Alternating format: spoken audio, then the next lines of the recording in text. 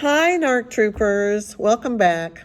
I've got a couple of minutes today. This is episode 3. I wanted to talk to you about things that we can do to restore our health during times where we're recovering from something traumatic and we are trying to deal with that trauma.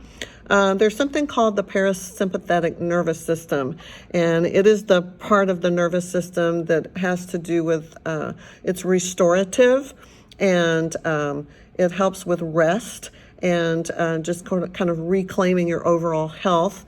There's a lot of things you can do to support that parasympathetic nervous system. Some people do massages, acupuncture, taking walks in nature, meditation, repetitive prayer, listening to music or something that is soothing, different vibration frequencies. They practice yoga, tai chi, animals, having animals and petting them and that kind of thing can help do that. But the things I want to talk about today is food.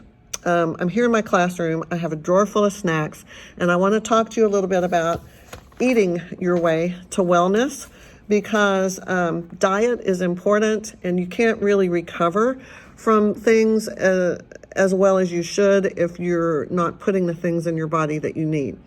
The things that go with that are sleep and exercise, but that's a whole nother beast, right? I've got this orange, and I want to show you for a second what I have in my drawer here at school. I have this. I have a Lily bar. This Lily bar is stevia. And I just want to say that avoiding sugar is super important when you're going through difficult times and you're having grief and anxiety and you're trying to process trauma and work through it to get to the other side. Sugar is a number one enemy for you. And I have a sweet tooth. It's super hard to not indulge. So I get these. Processed stevia that comes in the form of erythritol is not the best for you, but I think it's a better alternative than real sugar because that causes inflammation and it just impedes your body's healing process. And this is a whole process of healing that requires body, mind, soul, spirit, all of it. So I have popcorn in my desk. I have a microwave over there, and I use that. I also keep granola bars, crackers. I do hummus, cheese, fresh vegetables to go with my crackers, and not to underestimate the power of fluids. Water is the best way to go. Drinking a whole gallon of water today would be the best thing you could choose to do with your day. I do well to drink a couple of these and a couple of bottles of water, maybe a little bit of decaf tea with stevia. But drinking lots of fluids is very, very important, critical, in fact, to your recovery. So at your workplace, you can load up with snacks like this and just be conscious of your choices. I know right after the discard happened back in June for me, I couldn't get out of bed for 2 months and didn't leave my house. I lived on instant oatmeal and cheese and tortillas and toast and things like that. It was crazy. I just ate really weird things. And I think that it would have helped me if I had had some real food. For sure, maybe I would have gotten past that really horrific part a lot sooner. When I did start eating, I know that cooking has been a trigger for me. I can't do it. I can't go in the kitchen and prepare meals because I feel like, where's my husband? Why am I preparing this meal? Who's going to eat it? And I can't seem to get past that little block right now, that mental block. So I don't cook, but I'm very aware of what I eat when I go to eat. I try to find places that have salads and healthy things and and not just junk food. And again, avoiding the sugar. I treat myself a couple of times a week, but other than that, I really try to keep an eye on that. And then the fluids. The last thing to share with you today, troopers, is that sleep. We need to have it.